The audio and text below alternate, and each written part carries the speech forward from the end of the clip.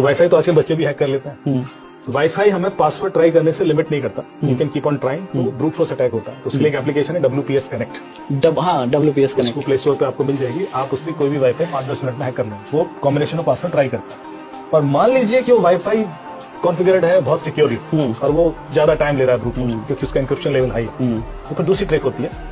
वो ट्रिक ये है कि मैं, जैसे आपके यहाँ का वाईफाई है विकास वाईफाई, तो मैं आपके घर के बाहर बैठूंगा। विकास 5G असली वाईफाई बता विकास 5G के घर के बाहर बैठ के मैंने विकास 5G के राउटर पर DoS request, denial of service attack करूंगा। तो जैसे मैं रिक्वेस्ट भेजूंगा, इतना रिक्वेस्ट भेज दूंगा कि आपका वाईफाई हैंडल नहीं कर पाएगा, वो डाउन हो जाएगा। अब आपकी सारी डिवाइसेस डिस्कनेक्टेड, अपना मोबाइल उठाऊंगा, उसका हॉटस्पॉट बनाऊंगा विकास 5G विदाउट पासवर्ड, बाहर रखूंगा।